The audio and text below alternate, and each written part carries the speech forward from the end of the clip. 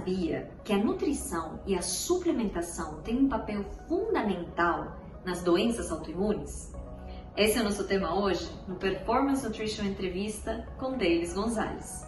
O lugar certo para aprender sobre a ciência e a prática da nutrição e suplementação com os maiores especialistas da área. Acesse nosso programa no YouTube. Lá tem muito conteúdo para vocês ficarem bem informados. Gostou do programa? Já deixa um like e se inscreve no nosso canal. Não esqueça de ativar o sininho. Escreva aqui nos comentários suas dúvidas de alimentação e suplementação. Sua pergunta pode ser selecionada para um próximo programa. Nosso entrevistado de hoje é um grande profissional e querido amigo.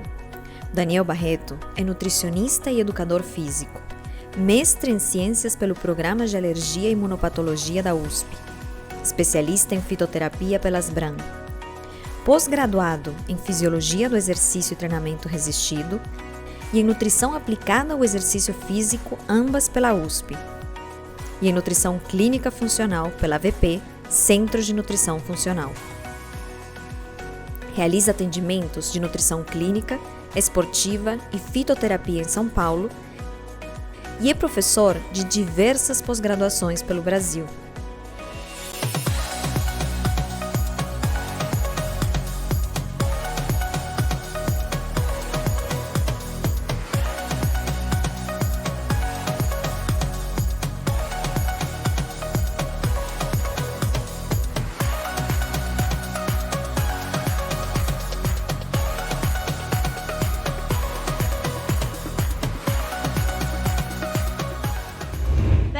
Prazer te receber novamente no programa. É sempre um imenso prazer conversar com você.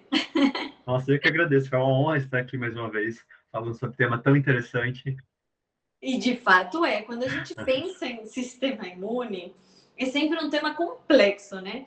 Mais ainda este tópico aí de doenças autoimunes, que é tão amplo que a gente precisaria, inclusive, falar de cada uma individualmente, né? E fica já ter aqui um pré-convite para depois a gente fazer esse trabalho mais específico. Até relativamente pouco tempo atrás, a gente nem falava muito do papel da nutrição nas doenças autoimunes, né?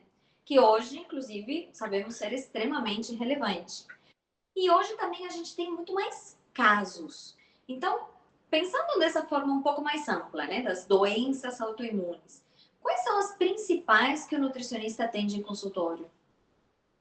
Olha, de uma forma geral, o que aparece muito para o nutricionista, eu acho que, na minha percepção, é o hipotireoidismo autoimune, que é a tireoidite Hashimoto. É um dos que eu mais vejo assim, chegar, porque qualquer pessoa que vem por um objetivo qualquer, quero, sei lá, emagrecer. Quando vai ver, tem hipotireoidismo. Você começa a pesquisar um pouquinho mais, quando você vê, na verdade, é autoimune. Às vezes o paciente nem sabe, às vezes nem o próprio profissional que está acompanhando chegou a investigar os autoanticorpos, mas eu diria que assim, é um dos principais. Agora, como eu trabalho muito com doenças autoimunes, de vez em quando vem alguns pacientes, por exemplo, com alterações de pele, psoríase, que a gente tem intervenções nutricionais importantes, artrite reumatoide, de vez em quando também vem alguns pacientes, especificamente por causa disso. Então, vai longe, né? E aí, cada caso tem paciente com lúpus também, com vitiligo, enfim. É super interessante até porque, se a gente pensa num contexto mais amplo, eu acho que o Hashimoto, né, tireoidite Hashimoto, o nutricionista que está atendendo no dia a dia de consultório vai se deparar com isso.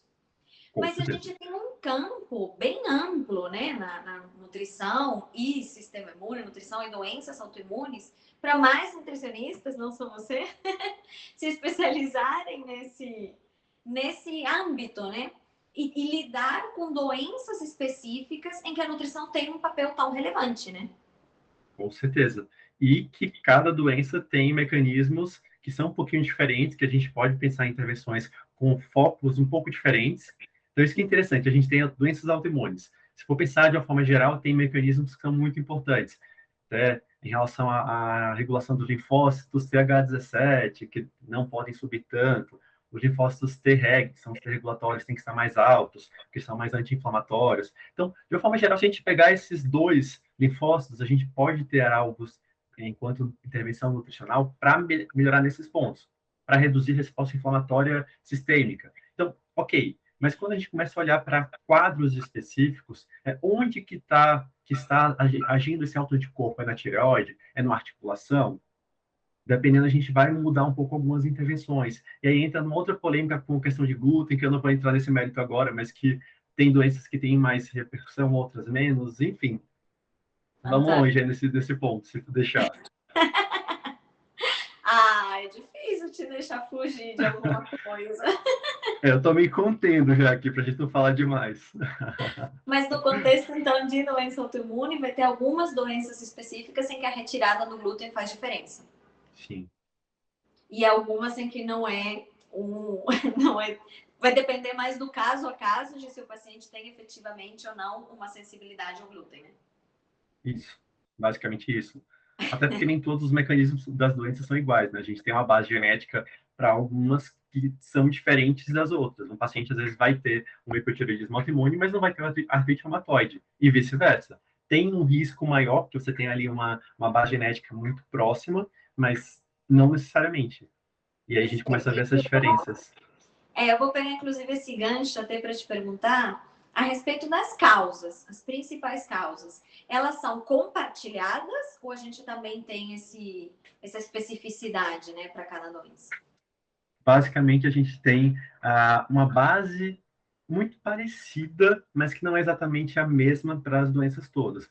Por exemplo, a espondilite anquilosante, que é uma doença articular autoimune, ela tem o HLA-B27 como uma variante de risco, né, um genótipo de risco para essa doença, mas ela não tem uma relação direta com a doença celíaca. Tem muita proximidade, porque estamos falando de HLA, que é uma molécula do sistema imune, que se ela tiver variações para reconhecer coisas que não deveriam reconhecer, a gente vai ter mais chance de reconhecer contra o glúten, contra uma articulação, contra a tireoide, aí vai. Mas é diferente, por exemplo, da doença celíaca, cujo foco é o HLA-DQ2, DQ8, principalmente, mas não limitado a eles. Então, a gente tem essa genética como ponto de partida, que é diferente entre as pessoas, e para as doenças, entre as doenças. E aí tem essa genética, não quer dizer que vá desenvolver a doença. O risco é aumentado se tiver um estímulo ruim, uma microbiota não saudável, se tiver, por exemplo, sono de péssima qualidade, uma alimentação extremamente desequilibrada, sedentarismo, cigarro, e aí vai somando esses fatores, né? A poluição, o estresse emocional. Aí quando a gente vai ver, a gente tem ali, a gente tem uma genética, ponto de partida, que foi estimulado da pior forma possível até chegar justamente numa doença autoimune. E aí a gente vê até exemplos de pessoas que desenvolveram pós-Covid ou durante a Covid quadros de autoimunidades, porque tá lá a genética. Só que veio com tudo uma inflamação extremamente forte e fez com que coisas que não eram reconhecidas passassem a ser reconhecidas. Porque todos os dias a gente tem autoantígenos, tem moléculas próprias da tireoide, de acordo com a nossa genética, que eles vão sendo reconhecidos e apresentados para o sistema imune, para poder gerar problema. Só que por que não acontece o problema? Não temos doenças autoimunes, mesmo tendo genética, e aí pensando que isso acontece todos os dias. Porque todos os dias a gente não tem essa inflamação potente para poder causar essa confusão do sistema imune. Ele reconhece, mas ele não vai adiante porque é fraquinho, é pouquinho. Aí vem lá um Covid, vem uma super inflamação, aí o que não era percebido antes, ou melhor, não era levado adiante antes, como fala, nossa, tem uma coisa muito errada nesse organismo. E aí começa não apenas para o vírus, mas para tudo que tiver sendo ali percebido no organismo. E a gente começa a ter muito mais a ocorrência das doenças autoimunes. E isso vale para outras situações além da Covid, né? Coisas que tragam inflamação podem fazer isso. E aí uma pessoa que vive inflamada, né? Inflamação crônica, um estilo de vida péssimo, risco é muito maior em algum momento vai ter um desenvolvimento. Perfeito. E aí sim, isso serve para todas as doenças autoimunes. Sim. Elas vão ter uma base genética diferente, mas a genética tem um impacto que vai ser agudizado, né? Que vai ser piorado, digamos assim, pelos componentes ambientais e que todos eles servem para todas, né? Porque sedentarismo, sono, sim, alimentação, tudo isso vai ter um impacto em qualquer doença autoimune. E quando a gente pensa em identificar um paciente que está com uma doença autoimune, Quais são os sinais, né? Já isso aqui. O que normalmente me chama a atenção em primeiro lugar é o histórico familiar. Porque se a gente for pensar em sinais e sintomas da pessoa, vai ser muito específico para o que ela tem, né? Então, por exemplo, tem um hipotireoidismo. Tá, ok, até aí tudo bem. Mas aí a irmã, a mãe, a tia, a avó, todo mundo tem hipotireoidismo? Talvez tenha uma base genética aí por trás. Vamos investigar. Então já começa a ficar um pouco mais atento. Se a primeira pessoa que tem hipotireoidismo na família não é uma coisa comum, tá, pode ser que não tenha nada a ver com autoimunidade. Eu já começo a descartar um pouco mais esse olhar, né, inicialmente. A pessoa tem dor articular, de novo, aí tem histórico de alguma doença autoimune, vem com uma dor articular que vai piorando, não melhora, faz tratamento e continua lá, e às vezes sem um diagnóstico, você começa já a ficar um pouco mais atento a isso. Agora, se a gente for ver os critérios diagnósticos para as doenças autoimunes, cada uma tem o seu padrão, mas o que tem em comum entre elas, basicamente, é a presença do autoanticorpo, ou seja, o anticorpo para determinada região, para a tireoide, como o antitiroperoxidase, que é o anti-TPO, que tira no exame de sangue. Quando ele dá alto, ele representa lá a tireoidite Hashimoto.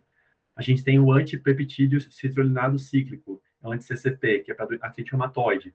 Quando tem esse histórico todo e a idosa esse autoanticorpo, ele dá alto, a gente está caminhando ali para o diagnóstico muito facilmente. Algumas delas pedem mais quadro clínico em associação. Por exemplo, esse espondilite anquilosante, não existe um exame de sangue específico para ela. O que se faz no mais legal é a genotipagem do HLA-B27 que eu comentei. Mas, fora isso, é via quadro clínico. Perfeito, excelente. E aí, quando a gente olha, então, para nutrição e para suplementação, qual que é o papel delas no contexto das doenças autoimunes? Nossa, muito. Não, o que é interessante é que se a gente for ver, cada vez que eu faço uma pesquisa no PubMed de artigo para alguma doença autoimune, eu descubro coisas novas. Eu sempre acho que eu já encontrei muita evidência, muita informação, mas eu começo a pesquisar um pouco mais, eu encontro mais informação, ou reforçando algo que eu já sabia por outros estudos, ou alguma informação nova mesmo, literalmente. E o que é interessante é que a alimentação, ela regula desde, pensa no seguinte aspecto, a pessoa que come muito bem, ou seja, tem frutas, verduras, legumes, não tem frituras, não tem quase nada de açúcar, tem um padrão legal ali, ela tem uma alimentação que vai gerar o máximo de proteção. Só que a pessoa que não come frutas, verduras, legumes, mas também não come açúcar, gorduras ruins, então tem um padrão já intermediário. O que vai ser diferente da pessoa que, além de não comer frutas, verduras, legumes, ainda consome açúcar e muita gordura de má qualidade. Então, a gente vai pensar aí, pelo menos, em 3 categorias de qualidade nutricional. Uma excelente, uma mediana, vamos dizer assim, e uma ruim, ou péssima, dependendo. E nesse aspecto, a gente vai ver que o mais saudável vai ter mais estímulo dos linfócitos T regulatórios, o menos estímulo dos linfócitos TH17 e TH1, que são dois muito relacionados com a autoimunidade. Quando a gente vai descendo a categoria, a gente vê que esses estímulos não estão acontecendo de forma adequada. Então, a gente tem um quadro mais inflamatório e muito mais chance dessas doenças autoimunes. Então, eu simplifiquei bem uma visão da nutrição. Mas aí, se a gente for começar a entrar ponto a ponto, dá para pensar em vários aspectos. Por exemplo, um olhar é intestino, saúde intestinal. Tem vários estudos mostrando que a microbiota intestinal ruim, ou seja, uma desbiose, está relacionada a um risco aumentado de doenças autoimunes. E vice-versa. Quem já tem a doença tem uma desbiose considerável. E aí a nutrição ela vai servir tanto no ponto da prevenção, em termos de diminuir o risco, né? Porque prevenir a gente nunca sabe se vai conseguir, mas diminuir o risco a gente vai fazer com a intervenção nutricional, mas no momento antes de desenvolver, e para diminuir sintomas, controlar sintomas quando a doença já foi diagnosticada, já está lá. Mas a gente percebe que a desbiose é um ponto muito importante, porque todo o intestino, todo o tubo intestinal, ele está rodeado por células imunológicas, é uma rede gigantesca. Então, se a gente não cuida dessas células, dessa interação microbiota, saúde intestinal e sistema imune, a gente vai ter uma relação dessas células intestinais do sistema imune para o sangue, para outros tecidos, para a pele, para a articulação, para, enfim, qualquer lugar que a gente for pensar para o cérebro, né? Então, a gente vai ter um monte de problema a partir disso. Então, o intestino é um alvo. Então, paciente com doença autoimune, a gente precisa pensar em probióticos, em pré-bióticos, em talvez em alguns momentos paraprobióticos, simbióticos, pós-bióticos, dependendo do quadro, sim. A gente vai ter esse olhar para o intestino como um ponto de ensinar o sistema imune a funcionar melhor ou pior. Então, esse é um viés. Mas aí, como você me perguntou de forma mais ampla e trouxe ainda a suplementação no meio, eu aproveito e comento que os micronutrientes têm uma influência muito grande também nisso. Então, além do intestino em si, vamos pensar em níveis de sangue, de forma sistêmica. Vitamina D, ela é muito falada em relação à doença autoimune. Tem aí vários protocolos com doses altíssimas. Eu não sou uma pessoa muito a favor da ideia de focar só na vitamina D, porque quando eu olho para o sistema imune, eu vejo que a nutrição ela modula várias vias, por vários caminhos. Então, se é possível ter a vitamina D aqui, mas aí eu vou ter, já vou falar os outros nutrientes aqui, mais outros aqui. Mais fitoquímicos, mais fibras, mais uma dieta super equilibrada, por que eu vou focar só na vitamina D? Então, esse é o meu olhar. Eu deixo, sim, um pouco mais alto no exame de sangue. Então, por exemplo, acima de 40 a 25 de óxido de vitamina D. Mas eu também não deixo chegar em 80, 90, 100, como muita gente gosta de fazer. Mas aí é muito de conduta, né? Na minha percepção, isso não agrega tanto. Mas a vitamina D é um ponto. Geralmente, o paciente com doença autoimune, de forma geral, tem deficiência de zinco. Porque zinco, ele é cofator de várias enzimas antioxidantes.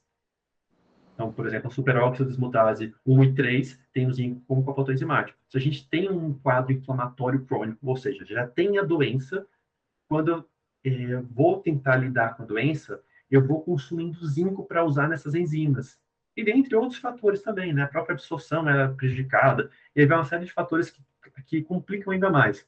Mas o zinco é um nutriente que, frequentemente, ele tem um efeito na melhora dos sintomas, e especialmente porque, geralmente, há deficiência. Mas pensando em prevenção, pessoa que vive estressada, tem um quadro inflamatório já ali de base, tem um histórico familiar, eu sempre vou dosar o zinco para poder ver como está no exame de sangue. Se possível, dosar o sérico e o eritrocitário para poder casar as informações. Mas a partir disso já começam a intervir. Não tive muita informação do paciente, mas tem um histórico de inflamação, de estresse, frequentemente eu acabo entrando com alguma dose de zinco que seja mais baixa. Então vai variar muito aí do objetivo, do quadro do paciente, mas é o segundo nutriente. Se a gente for falando de micronutrientes, dá para falar de muita coisa. Eu só vou destacar mais um, para não ir muito longe, mas dá para a gente falar de vários, se a gente tiver tempo aqui, que é o selênio.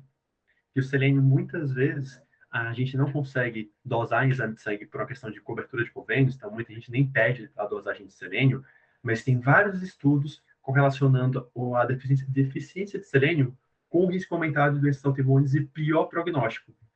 Então, a gente precisa checar esse selênio, ainda mais porque as pessoas, ou elas não consomem nada de castanha do Brasil, e aí a fonte de selênio principal não está na alimentação, ou é aquela pessoa que simplesmente ama castanha do Brasil, e come 10 por dia, assim, fácil, né? 10, 15, 20. E se a gente for pensar que uma castanha do Brasil, dependendo da fonte, pode ter mais do que o limite máximo, o L, referente ao selênio, a gente às vezes pode estar causando aí uma intoxicação.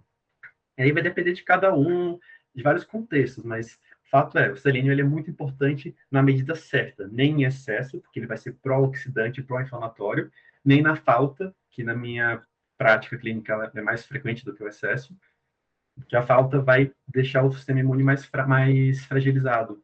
O selênio ele é importante não apenas para vias imunológicas, mas para imunorregulação, para ativar linfócito Treg, reduzir TH17, então fazer esse balanço para proteger de doença autoimune. Fantástico. Olha, uma baita aula estamos tendo aqui de como trabalhar com a nutrição, com a suplementação nesse contexto.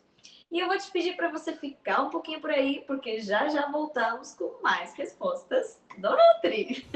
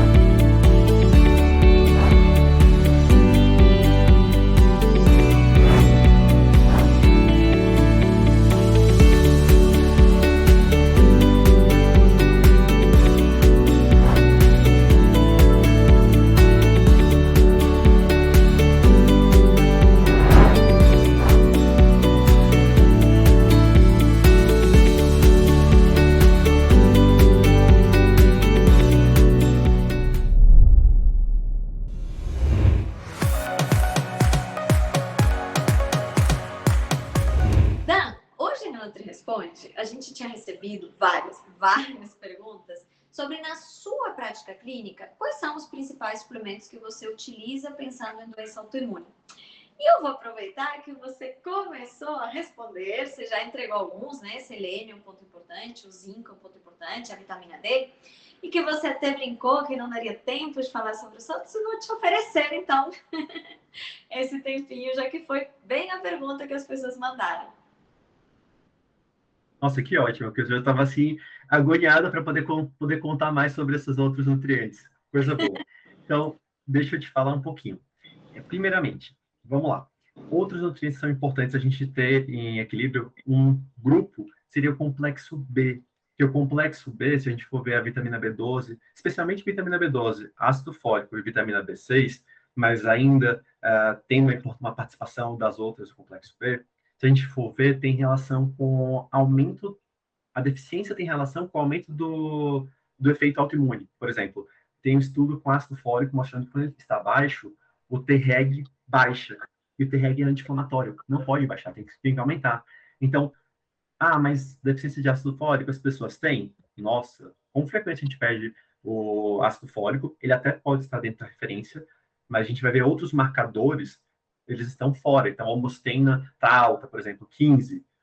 Alguns laboratórios põem que é normal até 18, até 20, eu já vi até 22 no laboratório. Mas se a gente for ver os estudos, pensando em doenças em geral, o ideal é que fique abaixo de 10, talvez no máximo ali 12, mas olhe lá já. Então, quem é o principal responsável pelo aumento da homosteína? É o ácido fólico.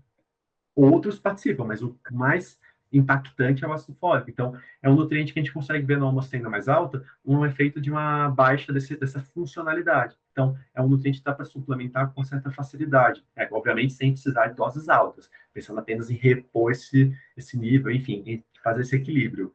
Mas aí a gente tem efeito também com a B12. Eu já vi estudo relacionando com a biotina.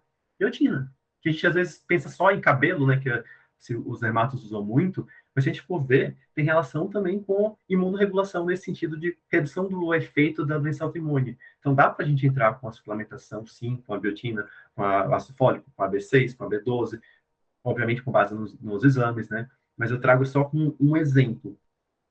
E aí, nesse contexto, aproveito para comentar também o seguinte ponto. O que não deve estar em excesso? Perfeito, eu ia te chamar nesse sentido, que você falou sobre o selênio, e aí é curiosidade, né? Tem mais alguma coisa além do selênio que a gente tem que cuidar? Então, pois é. Na verdade, é que o selênio ele é mais fácil de a gente ter acesso, e esses que eu vou falar, às vezes sim. Selênio eu acho que até mais, porque castanha vai e empolga, né? Come um monte. Mas a gente tem vários estudos com o cobre. O cobre, às vezes, nem é dosado no exame de sangue. A gente também tem o marcador da ceruloplasmina, que é um outro marcador, está muito alto ou muito próximo do limite superior, a gente sabe que tem mais risco ali de ação pró-oxidante, porque o cobre, ele, por si só, ele aumenta o estresse oxidativo. Então, na deficiência, ele vai ser ruim, ele vai fragilizar o sistema imune, mas a depender de quanto tiver esse cobre, pode dar um problema.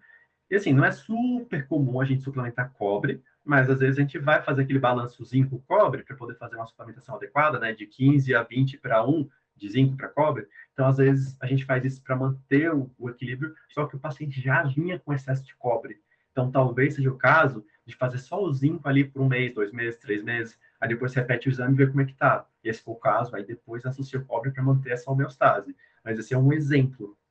E o cobre não apenas em relação a doenças autoimunes, mas com várias outras doenças imunológicas e inclusive, em relação à longevidade. Quanto mais cobre, pior esse funcionamento em relação à longevidade. Mas, enfim, esse é um outro tema também para um outro momento. E outro nutriente, para fechar os dois assim, mais críticos, mais problemáticos, é o ferro. Geralmente, doença autoimune cursa pelo quadro inflamatório com redução de ferro. Inclusive, alguns autores até trazem que esse é um mecanismo de proteção, e aí se desenvolve uma anemia muitas vezes, a anemia da doença crônica, que a inflamação ela reduz a absorção do ferro, mas de uma forma de proteção, porque o ferro ele é pró-oxidante. Então, se deve ter muito cuidado com a suplementação. Então, que tipo de ferro, qual dosagem, tem que olhar muito bem os exames todos, não ficar só na hemoglobina, olhar também saturação de transferrina, ferritina, e se necessário outros, como os próprios reticulócitos, e aí, enfim, dá para fazer várias outras avaliações. Mas é legal considerar esses dois, assim, como dois críticos e perigosos para piorar a resposta autoimune. Fantástico, fantástico. Olha, super obrigada. De verdade, você deu uma aula aqui hoje e com muita didática. Que bom, obrigado. Um prazer imenso te receber. Eu fiquei com vontade de comer castanha, confesso.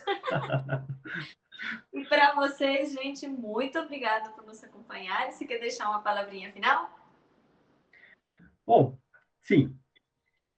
Primeira coisa, eu quero deixar duas palavrinhas.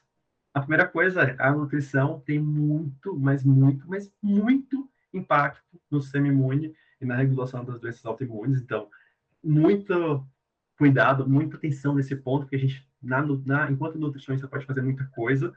E aí, enfim, outros profissionais também podem adentrar um pouquinho e dar uma ajuda para a gente, né? Orientar o paciente a consumir mais coisas saudáveis, conforme nossas orientações.